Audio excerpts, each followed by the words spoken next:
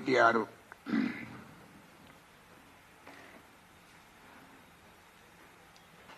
మాజీ మంత్రి కేటీఆర్ మాట్లాడిన మాటలు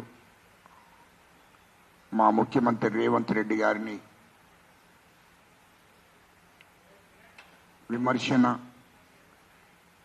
విమర్శించినటువంటి మరి మాటలు అన్నిటినీ కూడా నేను ఖండిస్తూ ఇయాల్లో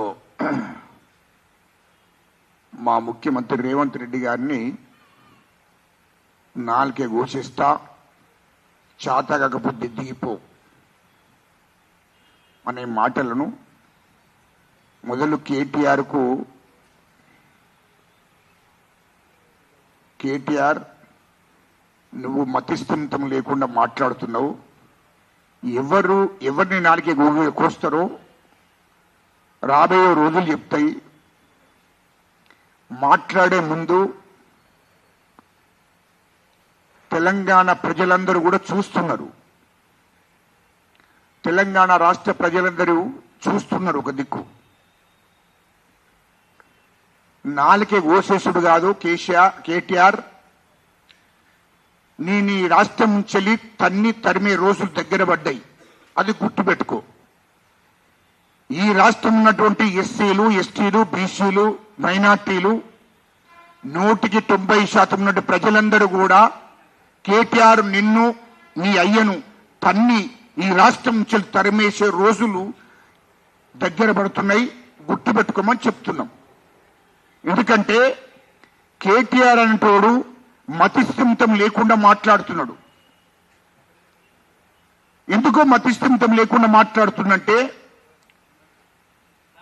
రాష్ట్రంలో రాష్ట్ర ప్రభుత్వం విచారణ చేపిస్తుంది. ఈ విచారణలో కేటీఆర్, కవిత వీళ్ళందరూ స్కాములు చేశారు కదా, ఆ స్కాముల మీద అన్నిటి మీద విచారణ జరుగుతుంది. ఎక్కడ మమ్మల్ని జైలుకు పంపుతాడో ముఖ్యమంత్రి రేవంత్ రెడ్డి గారు అని చెప్పి ఆ భయంతో వాళ్ళు మాట్లాడుతున్నారు. ఎందుకంటే ఆ భయం బాగుంది. కాళేశ్వరం ప్రాజెక్టు మీద విచారణ జరుగుతుంది. ఇళ్లలో కరెంటు కొనుగోలు మీద, విద్యుత్ కొనుగోలు మీద విచారణ జరుగుతుంది. ఇవన్నిటి మీద విచారణ జరుగుతుంది కాబట్టి భూముల మీద విచారణ జరుగుతుంది. మరి వీళ్ళు చేసిన అన్ని శాఖలలో దోపిడీ మీద విచారణ జరుగుతుంది. ఫోన్ ట్యాపింగ్ మీద విచారణ జరుగుతుంది. ఇవన్నిటి మీద విచారణ జరుగుతుంది కాబట్టి ఈ విచారణలో తేలినాడు ఈ రాష్ట్ర ప్రభుత్వము చట్టపరమైన చర్య తీసుకుంటుంది, మమ్మల్ని జైలుకు పంపిస్తారనే భయం. రెండో భయం కూడా ఉంది. ఈడీ విచారణ జరిగే ప్రమాదం ఉంది, సిబిఐ విచారణ జరిగే ప్రమాదం ఉంది, మమ్మల్ని తిహార్ జైలుకు కూడా పంపించే ప్రమాదం ఉంది అనే భయంలో ఉన్నారు. మూడోది, మేము ఒక్కసారి జైలుకు పోయినామంటే ఈ తెలంగాణలో రాష్ట్రంలో ఉన్న ప్రజలందరూ కూడా తరిమేస్తారేమో అనేది మూడో భయం వాళ్లకు. ఇగో ఇంత భయంతో భయాందోళన గురై మతిస్థిమితం లేకుండా కాంగ్రెస్ ప్రభుత్వాన్ని మా ముఖ్యమంత్రి రేవంత్ రెడ్డి గారిని విమర్శిస్తున్నాడు. అదేవిధంగా చాతకాకపోతే దిగుపొమ్మని చెప్తున్నాడు కేటీఆర్ అంటాడు. అరే బోషుడికే దిగుపొమ్మని నువ్వు చెప్పడం కాదు, ఈ రాష్ట్రము ఎందుకు దివాలా కోర తీసింది, ఈ రాష్ట్రము ఎందుకో ఆర్థిక స్థితిగతులు మరి బడ్జెట్లో ₹1 లేకుండా చేసిన లెవెలు ఈ రాష్ట్రాన్ని అప్పులపాలు చేసిన గాడిద కొడుకు ఎవడని నేను అడుగుతున్నా. 10 ఏళ్ళు తెలంగాణ రాష్ట్రం ఏర్పడ్డ నాటికి 60,000 కోట్లు మిగులు బడ్జెట్. ఉమ్మడి రాష్ట్రం ఉన్నప్పుడు కూడా ఇన్ని అప్పులు కాలే. ఉమ్మడి రాష్ట్రం ఉన్నప్పుడు ఇన్ని అప్పులు కాలే. ఎప్పుడైతే తెలంగాణ రాష్ట్రం ఏర్పడ్డదో, తెలంగాణ రాష్ట్రం ఏర్పడ్డ నాటికి ఈ తెలంగాణ రాష్ట్రం ఏర్పడ్డ నాటికి 60,000 కోట్లు మిగులు బడ్జెట్ ఉండే. 60,000 కోట్లు మిగులు బడ్జెట్. అటువంటిది తెలంగాణ రాష్ట్రం ఏర్పడ్డ తర్వాత కేసీఆర్ ముఖ్యమంత్రి అయిన తర్వాత ఈ రాష్ట్రానికి 7 లక్షల కోట్లు అప్పు తెలంగాణ ప్రజల మీద మోపిండు. ఈ తెలంగాణ రాష్ట్రానికి 7 లక్షల కోట్ల అప్పు చేసిండు ఆనాటి ముఖ్యమంత్రి కేటీఆర్. ఇది వాస్తవం కాదా? 7 లక్షల కోట్లు ప్రాజెక్టుల పేరు మీద, డెవలప్మెంట్ పేరు మీద, నిధుల పేరు మీద, నీళ్ల పేరు మీద 7 లక్షల కోట్లు తీసుకొచ్చి అందులో 3 లక్షల కోట్లు వీళ్ళు స్కామ్ చేసిండ్రు. కమిషన్లు అనేక విధాలుగా దోపిడీ చేసిండ్రు. 3 లక్షల కోట్లు కేటీఆర్ వాళ్ళ కుటుంబం కోసం దోచుకున్నారు. వాళ్ళు ఇంకా 100 తరాలు తిరిగి బతికే అంత సంపదను సంపాదించుకున్నారు. 7 లక్షల కోట్లు రాష్ట్రం కోసం పెట్టినవి కాదు, అవి రాష్ట్ర ప్రజల కోసం పెట్టినవి కాదు. 7 లక్షల కోట్లు అప్పు చేసి ప్రాజెక్టుల పేరు మీద, రాష్ట్ర డెవలప్మెంట్ పేరు మీద ఆ 7 లక్షల కోట్లు అప్పు చేసి దాంట్లో 3 లక్షల కోట్లు స్కామ్ చేసిండ్రు. 3 లక్షల కోట్లు దోసుకున్నారు. ఇది వాస్తవం కాదా? ఇది మేము సాక్ష్యాలతో నిరూపిస్తామని చెప్తున్నా. ఇది వాస్తవము. ఎందుకంటే వీళ్ళు చేసిన అప్పే ఇవాళ రాష్ట్రంలో రాష్ట్ర పరిస్థితి మంచిగా లేకుండా అయిపోయింది. మేము అడుగుతున్నాం కేటీఆర్ను, అరే అసలు దొంగలు కేటీఆర్ మీరు అసలు దొంగలు మీరయ్యి ఇవాళ రేవంత్ రెడ్డి గారిని నాలుకగా వస్తా కోయిరా భవిష్యత్తుగా చూస్తారు తెలంగాణ ప్రజలు. 99% ఉన్న ప్రజలు ఈ రాష్ట్రం నుంచి వెళ్ళి మిమ్మల్ని తనిమేసే రోజులు దగ్గర పడుతున్నాయి. జాగ్రత్త కేటీఆర్, చెప్పుడుతను కొడతారు జాగ్రత్త. ఈ రాష్ట్రం నుంచి తనిమేసే రోజులు దగ్గర పడుతున్నాయి. మీరు ఇంకా ఈ రాష్ట్ర ప్రజలను మభ్యపెట్టి మోసం చేయాలని చూస్తున్నారు. ఇంకా రాష్ట్ర ప్రజలు తప్పుదో పట్టేయాలని ప్రయత్నం చేస్తున్నారు. అది కరెక్ట్ కాదు. ప్రజలు గమనిస్తున్నారు. ఎందుకంటే మీరు చేసిన దోపిడీ ఇంత అంత కాదు. ఇవాళ రాష్ట్రంలో మొత్తము ఈ రాష్ట్రంలో 30,000 ఎకరాల భూమిని కబ్జపెట్టారు. నిజాము వారసులకు సంబంధించిన భూమి, నిజాం వంశస్థులకు సంబంధించిన భూమి 30,000 ఎకరాలు కోసమే మీరు ధరని తీసుకొచ్చారు. ఆ 30,000 ఎకరాలను మీరు ధరలు ఎక్కించారు, రికార్డుకి ఎక్కించారు. ఇది వాస్తవం కాదా? 30,000 ఎకరాలు మీ బినాం పేర్లను ఎక్కించి 10,000 ఎకరాల భూమిని అమ్మేసుకున్నారు కేటీఆర్. ఆ 10,000 ఎకరాల భూమిని అమ్మేసి ఆ డబ్బుతో ఇతర దేశాలలో మీరు కంపెనీలు పెట్టుకున్నారు, ఇతర దేశాల్లో వ్యాపారాలు చేస్తున్నారు. ఇది వాస్తవం కాదా? ఇంకా 20,000 ఎకరాల భూమి కేటీఆర్, కవిత వీళ్ళ బినాం పేర్ల మీద ఉన్నది. మొత్తం తెలంగాణ, హైదరాబాద్ చుట్టూ 20,000 ఎకరాల భూమి. ఇదంతా ఎవడబ్బ సొమ్ము అని అంటున్నా కేటీఆర్. ఇదంతా ఎవడబ్బ సొమ్ము? మీరు మొత్తం దోపిడీ చేసింది వాస్తవం కాదా? ఇంకా ఇయ్యలో రేవంత్ రెడ్డి గారిని, మా ముఖ్యమంత్రి గారిని, కాంగ్రెస్ ప్రభుత్వాన్ని మాట్లాడే హక్కు మీకు ఎక్కడిది? ఎవరైనా మా ముఖ్యమంత్రి 16 నెలలు అవుతుంది, మా ముఖ్యమంత్రి మీద చిన్న రిమార్కు ఎక్కడన్నా ఉందా? లేకుంటే మా క్యాబినెట్ మంత్రుల మీద ఎవరినన్నా దోపిడీ చేసినట్టు ఉన్నదా? ప్రజలు చూస్తున్నారు కదా. నీతి నిజాయితీగా మా ముఖ్యమంత్రి రేవంత్ రెడ్డి గారు పరిపాలన చేస్తున్నారు.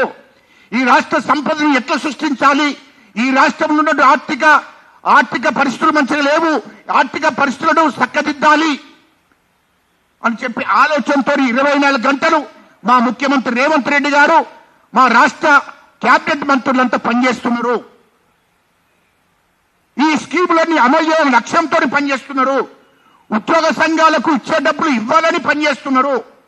ఆర్థిక పరిస్థితి చెప్పిండు మా ముఖ్యమంత్రి రేవంత్ రెడ్డి గారు. మొన్న ఆర్థిక పరిస్థితులు ఇట్లున్నాయి, గత ప్రభుత్వము 10 ఏళ్లు పరిపాలన చేసి మొత్తం దివాలా తీపిచ్చింది, రాష్ట్రాన్ని దోపిడీ చేసింది, 7 లక్షల కోట్లు అప్పు చేసాడు కేసీఆర్. కాబట్టి ఇప్పుడు ఆర్థిక పరిస్థితులు ఇప్పుడు మంచిగా లేవు. కాబట్టి దీన్ని సరి చేస్తున్నాము, సంపదను సృష్టిస్తాము. ఒక 6 నెలలు ఆడలోపల సంపదను సృష్టించి అన్ని స్కీములను కూడా అమలు చేసి ప్రజల కోరిక నెరవేరుతుంది. ఇటు ఉద్యోగ సంఘాలకు కూడా వాళ్ళకి ఇచ్చే డబ్బు కూడా ఇవ్వడం జరుగుతుంది ఒక 6 నెలలు ఆడదాగితే అనే ఉద్దేశంతో దాన్ని ఆలోచన చేసి మా ముఖ్యమంత్రి గారు మాట్లాడేండ్రు తప్ప ఇంకా వేరే విధం కాదు. చేతకాకపోతే రాజీనామా ఏమంటే అంటే ఈ రాష్ట్రాన్ని అమ్మేస్తారా మరి మీరు గిట్ట ఈ రాష్ట్రాన్ని ఇట్ట అమ్మేస్తారా బై కేటీఆర్ చెప్పు ఇదంతా ఎవడబ్బ సొమ్ము అనుకుంటుండ్రా బై నేను ఒక్కటే అడుగుతున్నా మీడియా ముందట మీ మీడియా ద్వారా ఒక్కటే అడుగుతున్నా నేను తెలంగాణ ఉద్యమకారునిగా తెలంగాణ రాష్ట్ర చైర్మన్గా జేసీ చైర్మన్గా ఈ తెలంగాణ రాష్ట్రం కోసం కొట్లాడినటువంటి నాయకుడిని అడుగుతున్నా మీకు తెలంగాణ ఉద్యమం జరుగుతున్నప్పుడు 2014కు ముందు కేసీఆర్ ముఖ్యమంత్రి కాకముందు కేటీఆర్ అంటూ మంత్రి కాకముందు మీ ఆస్తులు ఎంతనో మొదలు బయట పెట్టండి అప్పుడు మాట్లాడండి రా బోసుడికే అప్పుడు మాట్లాడండి మీరు మీ ఆస్తులు ఎంత రాష్ట్రంలో ఇప్పుడు ఎంత మీ ఆస్తులు మొదలు మాట్లాడండి అప్పుడు మీ ఆర్థిక స్థితిగతులు ఏంటో చెప్పండి బంజారాహిల్స్ లో రోడ్ నెంబర్ 12 లో బంజారాహిల్స్ లో ఒక ఇల్లు ఉండేది ఒక ఇల్లు మాత్రమే ఉండేది ఇవాళ ఏమైంది కేసీఆర్ కు 60 ఎకరాల భూమి ఫామ్ హౌస్ కాడ ఉండే ఇవాళ 600 ఎకరాలు ఎక్కడి నుండి వచ్చిందని నేను అడుగుతున్నా సూటిగా ఇదే కేటీఆర్ కు ఆ ఇల్లు తప్ప వేరేది లేదప్పుడు 2014 కన్నా ముందు మంత్రి కాకముందు ఇవాళ 5 అంతస్తుల ఇల్లు కట్టాడు అండర్ గ్రౌండ్ లో 500 కోట్లతో కట్టాడు అదేవిధంగా ఫామ్ హౌస్ మరి 50 ఎకరాల్లో ఫామ్ హౌస్ పెట్టాడు ఇది ఎక్కడి నుండి వచ్చిందని నేను అడుగుతున్నా కవితకు 150 కోట్లతో బంజారాహిల్స్ లో ఇల్లు కట్టింది 150 కోట్లతో దాంట్లోకి వెళ్ళి 25 కోట్ల ఫర్నిచర్ ఇతర కంట్రీస్ నుంచి తెప్పించింది ఇవన్నీ ఎక్కడి నుండి వచ్చినాయి అని అడుగుతున్నా ఇవన్నీ ఎక్కడి నుండి వచ్చినాయి చెప్పండి ప్రజలకు కవితకు ఫామ్ హౌస్ 100 ఎకరాలలో ఎక్కడి నుండి వచ్చింది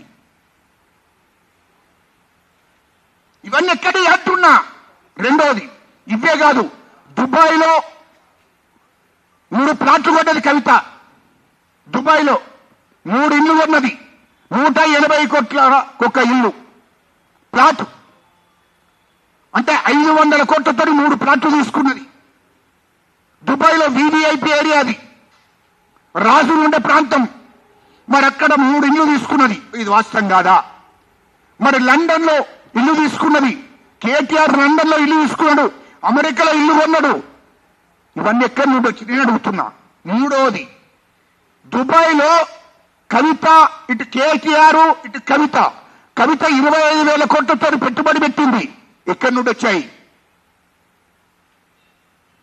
ఆంధ్ర ఒక బడాబాబుతో పార్ట్నర్షిప్ తో అక్కడ దుబాయ్ రాజుతో పొత్తు అంటే బిజినెస్ పార్ట్నర్లు వాళ్ళంతా 25,000 కోట్లు పెట్టుబడి పెట్టింది ఇదే కేటీఆర్ దుబాయ్ లో 30,000 కోట్లు పెట్టుబడి పెట్టాడు అమెరికాలో 35,000 కోట్ల పెట్టుబడి పెట్టాడు లండన్ లో 15,000 కోట్ల పెట్టుబడి పెట్టాడు ఇవన్నీ ఎక్కడి నుండి వచ్చినాయని మేము అడుగుతున్నాం ఇవన్నీ అంతకుముందు లేవు కదా నువ్వు అమెరికాలో నౌకరీ చేసుకున్నాడు కదా నెలకు 4 లక్షలు 3 లక్షలు 2 లక్షలకు నౌకరీ చేసుకున్న వాళ్ళు ఇంతగానో ఎక్కడి నుండి పెట్టుబడులు వచ్చినాయి ఎక్కడి నుండి పెట్టుబడులు దుబాయ్లో ఎక్కడి నుండి మీ పెట్టుబడి వచ్చింది కేటీఆర్ కు కవితకు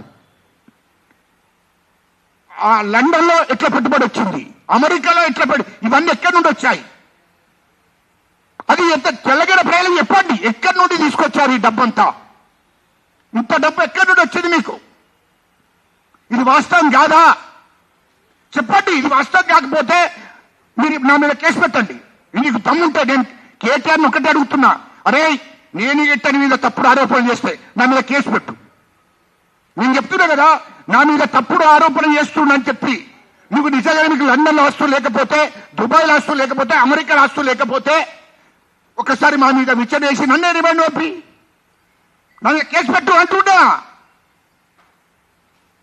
మీకు ఇవన్నీ సాక్ష్యాధారాలతోని అరే భయ్ హైదరాబాద్ చుట్టూ 20,000 ఎకరాల భూమి ఎక్కడి నుండి వచ్చింది హైదరాబాద్ చుట్టూ నీ బినాం పేర్లతో సహా హైదరాబాద్ చుట్టూ 20,000 ఎకరాల భూమి ఎక్కడి నుండి వచ్చింది అది తెలంగాణ ప్రజలకు చెప్పండి ఏంద్రబాయి నీతులు చెప్తున్నావు దోపిడీ జరిగింది మొత్తం ఏదో ఆ నాడికే ఘోషిస్తాం చేత కాకపోతే దిగిపో అంటే చేత కాకపోతే దిగిపోతే మీరు గిట్ట అధికారంలోకి వస్తే ఇంకా రాష్ట్రాన్ని ఎమ్మెత్తారు నా కొడుకులారా మీరు ఏమరా బోసుడికే మీరు చేసిన 1 కాదు 2 కాదు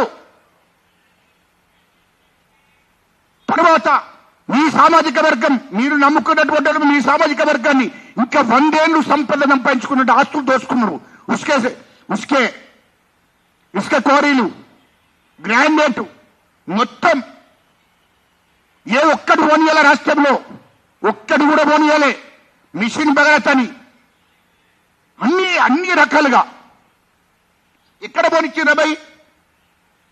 మళ్ళంతా వేరే బీసీలు, ఎస్సీలు, ఎస్టీలు కాదు. ఇంట్లో మొత్తం ఈ కేసీఆర్ సామాజిక వర్గానికి సంబంధించిన వాళ్ళే ఇసుక దండ చేసింది. రాష్ట్రం 1000 కోట్లు సంపాదించారు. దాంట్లో కమిషన్ కేసీఆర్ కు, కేటీఆర్ కు పంపించారు, కవితకు పంపించారు. ఇదంతా ఎక్కడిది? ఇంత దోపిడీ జరిగి మళ్ళా నీతి వాక్యాలు వలుకుతున్నారు ఏంద్రబాయ్? నాకు అర్థం కాదు. నీతి వాక్యాలు వలుకుతున్నారేంది? లేకుంటే మా ముఖ్యమంత్రి దిగిపోవడం కాదు, ఆర్థిక స్థితిగతులు మాత్రమే చెప్పాడు. రాష్ట్రంలో ఇది జరుగుతుంది అని మాత్రమే చెప్పాడు. చేతగా కాదు. తెలంగాణ ప్రజలకు తెలిసి ఉండాలి, ఇక్కడ ఉద్యోగస్తులకు కూడా తెలిసి ఉండాలి. ఇగో ఇది అని వాస్తవ విషయాలు తెలిపాడు. చేతగా కాదు. ముఖ్యమంత్రి గారు 24 గంటలు రాష్ట్ర ప్రజలను ఏ విధంగా పరిపాలన చేయాలి, రాష్ట్ర ప్రజలకు ఎట్లా మేలు జరగాలి, రాష్ట్ర ప్రజలకు ఎట్లా వాళ్ళకు చెప్పిన హామీలను ఎట్లా నెరవేర్చాలి, ఇక్కడ ఉన్న ఉద్యోగులకు అందరికి కూడా మరి మనం ఇచ్చిన హామీని నెరవేర్చాలి, సమాన న్యాయం జరగాలి, అందరికీ ప్రజలందరికీ కూడా వాళ్ళకు ఏదైతే మనం చెప్పామో అది చేయవలసి ఉంది. ఆ తాపత్రంతో 24 గంటలు పనిచేస్తున్నాడు. ఇంట్లో ఉండి, ప్రభుత్వ భవనాలలో ఉండి, ప్రభుత్వ ఇళ్లలో ఉండి పనిచేయడం లేదు. ఆయన లెక్క ప్రగతి భవనం 1200 కోట్లతో కట్టుకొని ఎంజాయ్ చేస్తలేడు. సొంత ఇంట్లో ఉండి, ఇంట్లో తిండి తినుకుంటా, అన్నం కూడా ఆయన సొంత భోజనం చేసుకుంటా ఇంట్లో ఉండి ఈ రాష్ట్ర ప్రజల కోసం పనిచేస్తున్నాడు, ప్రభుత్వాన్ని నడిపిస్తున్నాడు. మా క్యాబినెట్ మంత్రులు కూడా 24 గంటలు పనిచేస్తున్నారు ఈ తెలంగాణ ప్రజల కోసము. ఎప్పుడన్నా అరే కేటీఆర్, ఎప్పుడన్నా నీ అయ్యా ఎన్నడన్నా జిల్లాల పోంట ఈ ప్రజల కోసం సెక్రటరీకి వచ్చి కానీ లేకుంటే ప్రభుత్వ ఆఫీసులలో ఎప్పుడైనా మీటింగ్లు పెట్టి మాట్లాడిన 60 పోతే ఫామ్ హౌస్, పోతే ప్రగతి భవన్, ఇక పోతే నువ్వు అమెరికా, పోతే ఇక మీ శిఖర్లు వేరే ఉండి రాష్ట్రాన్ని దోసుకున్న డబ్బుతో మీరు శిఖర్లు చేసుకుంటా.